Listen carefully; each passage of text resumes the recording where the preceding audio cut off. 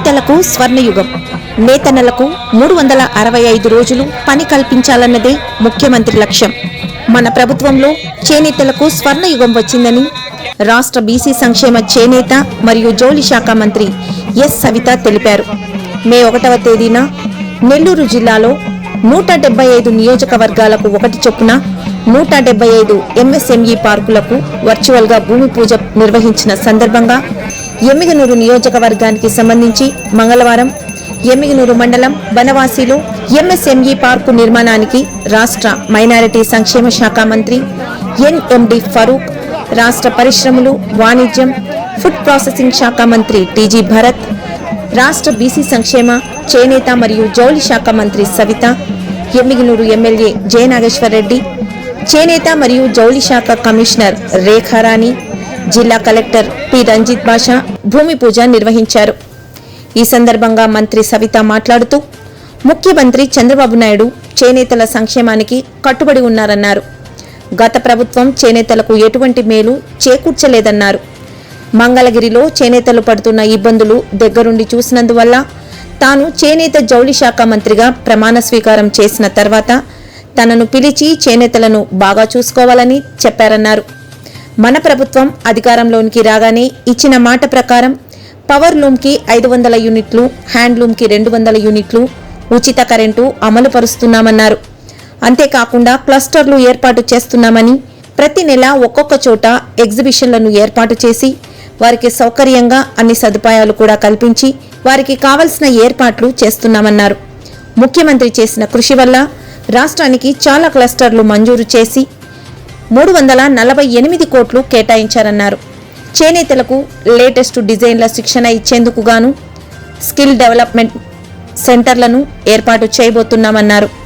ఎమ్మిగనూరులో కూడా skill development సెంటర్ను ఏర్పాటు చేసే విధంగా చర్యలు తీసుకుంటామన్నారు. ఫ్రేమ్ లూమ్స్ కావాలనుకునే వారందరికీ వారి అర్హత ప్రకారం 90% సబ్సిడీతో ఫ్రేమ్ లూమ్స్ కూడా చేనేతలకు ఇస్తామని తెలియజేశారు. ఇచ్చిన హామీ మేరకు థ్రిఫ్ట్ ఫండ్ కూడా 5 కోట్ల రూపాయలు అందజేస్తామన్నారు. అంతేకాకుండా విశాఖలో 172 కోట్ల రూపాయలతో నిర్మించిన యూనిట్ మాల్ను కూడా ప్రధానమంత్రి గారు ప్రారంభించారన్నారు. అందులో మన చేనేతలు తయారు చేసిన వస్త్రాలు ఎగ్జిబిషన్గా నిరంతరం పెట్టుకోవచ్చన్నారు. ప్రతి చేనేత కార్మికునికి 365 రోజులు పని కల్పించాలన్నదే మన ప్రభుత్వ లక్ష్యమన్నారు. రానున్న రోజుల్లో చేనేతలకు హెల్త్ పాలసీ కూడా ఇవ్వబోతున్నామన్నారు. ఇచ్చిన మాట ప్రకారం చేనేతలకు పెన్షన్ కూడా పెంచామన్నారు. మెగా టెక్స్టైల్ పార్కును అన్ని విధాలా అభివృద్ధి చేసేందుకు చర్యలు చేపడతామన్నారు. 25 ఎకరాల్లో హ్యాండ్లూమ్ పార్క్, మిగతా భూమిలో ఇండస్ట్రియల్ టెక్స్టైల్ పార్కు తీసుకువచ్చి ఉపాధి కల్పించే విధంగా చర్యలు తీసుకుంటామన్నారు. ఇచ్చిన హామీ మేరకు పెన్షన్లు పెంచామని, అన్న క్యాంటీన్లు ప్రారంభించామని, దీపం పథకం కింద ఉచిత సిలిండర్లు అందించామని, ఉచిత ఇసుక అందించామని మంత్రి గుర్తు చేశారు. పల్లె పండుగ ద్వారా రోడ్ల మీద గుంతలను పూడ్చామన్నారు.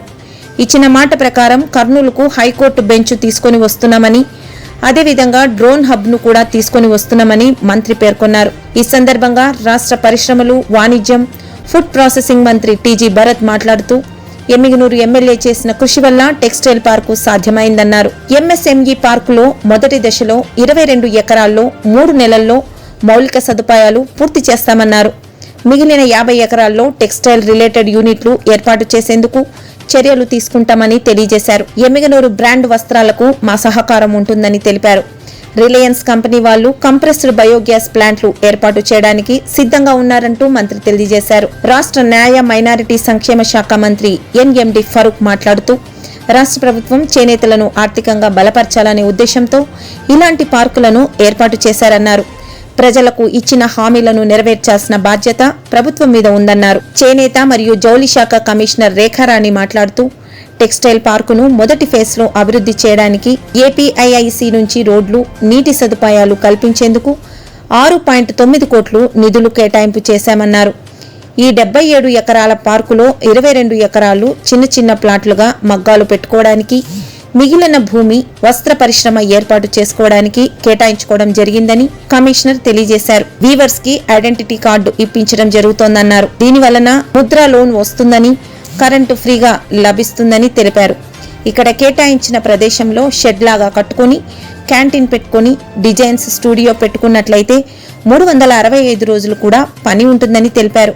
మన మార్కెటింగ్ మనమే చేసుకొని లాభపడవచ్చునని తెలియజేశారు. వేదికపై ఉన్న పెద్దలకు, ఎన్డీఏ కూటమి నాయకులకు, ఎమ్మిగనూరు ప్రజలకు, ప్రింట్ మీడియా, ఎలక్ట్రానిక్ మీడియా, మా పోలీస్ సోదరులందరికీ పేరు పేరున నమస్కారాలు తెలియజేస్తున్నా. నిజంగా నాకు చాలా ఆనందంగా ఉంది, గర్వంగా ఉంది. ఒక పక్క కేఈ గారి ఫ్యామిలీతో, మా బాబాయ్ బివి మోహన్ రెడ్డి గారి ఫ్యామిలీతో, మా బాబాయ్ ఫరూక్ ఫ్యామిలీతో పాటు నేను కూడా ఈ రోజు మళ్ళీ నాకు అవకాశం కల్పించిన చంద్రబాబు నాయుడు గారికి ఈ వేదిక ద్వారా శిరస్సు వంచి ధన్యవాదాలు కూడా తెలియజేస్తున్నా. అదే విధంగా ఎమ్మిగనూరు ప్రజలు కూడా, ఎందుకంటే 14-19లో అన్నం గెలిపించారు. ఒక్క ఛాన్స్ అని చెప్పి మోసపోయి మళ్ళీ ఈ రాష్ట్రానికి ముఖ్యమంత్రి చంద్రబాబు నాయుడు గారు అవుతానే, మళ్ళీ ఎమ్మిగనూరుకి జయ నాగేశ్వర రెడ్డి గారు అవుతానే, మళ్ళీ ఎంపీ నాగరాజు గారు అవుతానని తెలుసుకొని సంపూర్ణమైన మెజార్టీతో మీరందరూ గెలిపించినందుకు కూడా మీకు ప్రత్యేకమైన ధన్యవాదాలు కూడా తెలియజేస్తున్నాం. మరి చేనేతలకు స్వర్ణయుగం వచ్చిందని తెలియజేస్తున్నాం. రాష్ట్రం విడిపోయి 14-19లో రాష్ట్రం విడిపోయినప్పుడు కూడా చేనేతలకు స్వర్ణ యుగంలో నడిపించారు మాన్యశ్రీ ముఖ్యమంత్రి చంద్రబాబు నాయుడు గారు. మరి గత ప్రభుత్వం ఏం చేసింది చెప్పండి? చేనేతలకు గత ప్రభుత్వం ఏం చేసింది? నేతన్న నేస్తం వేసింది.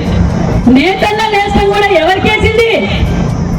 అందులో 83,000 మందికి నేతన్న నేస్తం వేస్తే దాంట్లో 50% మాత్రమే చేనేతలు ఉన్నారు. మిగతా వాళ్ళు చేనేత అంటే తెలీదు, పోగంటే తెలీదు, మగ్గం అంటే తెలియని వైసీపీ గూండాలు గెలిచిందన్న విషయం మీకు తెలియజేస్తున్నాం.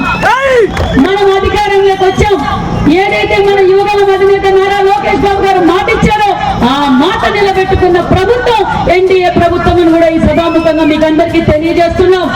ఆ రోజు మన అందరికన్నా చేనేతల కష్టాలు తెలిసిన నాయకుడు, యువ నాయకుడు మన యువగల అధినేత నారా లోకేష్ బాబు గారు. ఎందుకంటే ఆయన మంగళగిరిలో దగ్గరుండి ఆయనకి చేనేతలు పడుతున్న ఇబ్బందులు తెలుసుకొని నేను జౌళి శాఖ మంత్రిగా ప్రమాణ స్వీకారం చేసిన తర్వాత నన్ను పిలిచారు. సవితమ్మ, మన చేనేతలు, మన కుటుంబ సభ్యులు, నువ్వు చేనేతలను బాగా చూసుకోవాలా సవితమ్మ. వాళ్ళకు 365 రోజులు మనం పని కల్పించాలా. వాళ్ళు ఉత్పత్తి చేసిన వస్త్రాలను మనం ఎగ్జిబిషన్ల ద్వారా కావచ్చు, వాళ్లకు సేల్స్ ఇంప్రూవ్ చేసే విధంగా మనం అహర్నిశలు వాళ్ళ వెంట ఉండాలి సవితమ్మ అని చెప్పిన నాయకుడు మన యువగల అధినేత నారా లోకేష్ బాబు గారు. మరి మనం అధికారంలోకి వచ్చాం. వస్తానే మనం 200 యూనిట్లు ఉచిత కరెంటు ఆ రోజు చెప్పాం. పవర్ లూమ్ కి 500, హ్యాండ్లూమ్ కి 200 యూనిట్లు ఉచితంగా అన్నాం. మనం అమలు పరుస్తున్నాం అన్న విషయాన్ని కూడా మీకు తెలియజేస్తున్నాం. అంతేకాకుండా క్లస్టర్లు కూడా ఏర్పాటు చేస్తున్నాం. అంతేకాకుండా ఎగ్జిబిషన్లు మనం అధికారంలోకి వచ్చిన రోజు ప్రతి నెల ఒక్కొక్క చోట ఎగ్జిబిషన్లు పెట్టి వారికి సౌకర్యంగా అన్ని సదుపాయాలు కూడా ఏర్పాటు చేసి వాళ్ళకు కావాల్సిన ఏర్పాట్లు కూడా మనం చేశామన్న విషయాన్ని కూడా తెలియజేస్తున్నాం. అందుకు రేఖ